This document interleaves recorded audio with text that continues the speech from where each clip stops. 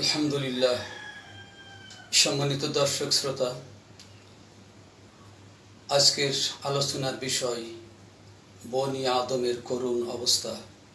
সুধীবৃন্দ, মানুষ এমনভাবে এখন মানবতার জীবনযাপন করছে, আপনি শহরে আসলে রাস্তাঘাটের দিকে একটু নজর দিলেই বুঝতে পারবেন, রাস্তার ধারে ফুটপাতে কোনো দোকানের ছত্রছায়ায় ঘুমিয়ে আছে বনি আদম।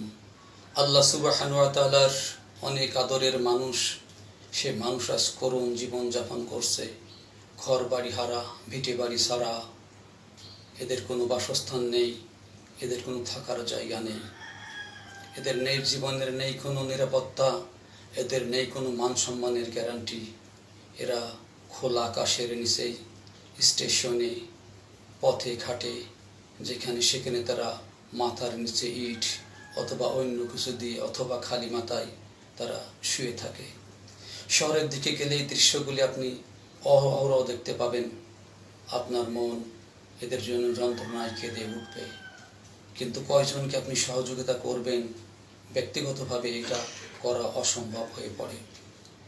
সুধীবৃন্দ, একটা মানুষ তার পরিবারের সান্নিধ্যে বড় হয়ে ওঠে। একটা শিশু পিতামাতার স্নেহ মমতায় ধীরে ধীরে বড় হয়। যারা স্টেশনে, রাস্তাঘাটে, ফুটপাতে, ব্রিজের নিচেই বিভিন্ন জায়গায় জীবনযাপন করে, তাদের কোনো নিরাপত্তা নেই। যেমন তাদের সম্ভ্রমের কোনো নিরাপত্তা নেই, তাদের জানের কোনো নিরাপত্তা নেই, আর অর্থনৈতিক মালামাল বলতে তাদের কাছে খুব একটা কিছু থাকে না। যদিও কিছু থাকে, তার কোনো নিরাপত্তা নেই। হায় রে মানুষ, জীবনের কোন ক্রান্তি লগ্নে আজ আমরা এসে দাঁড়িয়েছি?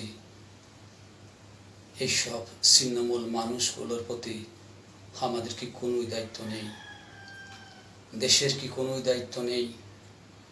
দেশের মানুষ ধনী হতে হতে আকাশচুম্বী অবস্থায় পৌঁছে গেছে, আর এই দেশের মানুষ নিচে নামতে নামতে ফুটপাতে, রাস্তায়, স্টেশনের আঙিনায়, ব্রিজের নিচেই, কোনো কোনো দোকানের ছত্রছায়ায় বনি আদম ঘুমিয়ে থাকে। বড়ই কষ্টের, বড়ই বেদনার। এদের যে আল্লাহ সুবহানাহু ওয়া তাআলা সৃষ্টি করেছেন, ধনীদের সেই আল্লাহ সুবহানাহু ওয়া তাআলা সৃষ্টি করেছেন। আসুন আমরা যাকাত ভিত্তিক অর্থনীতির ভিত্তিকে মজবুত করি, এবং যাকাত ভিত্তিক অর্থনীতিই পারে শুধুমাত্র এই পরিস্থিতি থেকে মানুষকে বাঁচাতে, এই পরিস্থিতি থেকে মানুষকে উদ্ধার করতে। আল্লাহ সুবহানাহু ওয়া তাআলা আমাদের উপর যাকাত যারা দেবেন, আদায় করবেন, সেই সমস্ত গার্জেনদের আমাদের উপর নাজিল করুক। মহান আল্লাহ সুবহানাহু ওয়া তাআলার কাছে এই ফরিয়াদ করে, এই দোয়া করে শেষ করছি। আল্লাহ হাফিজ।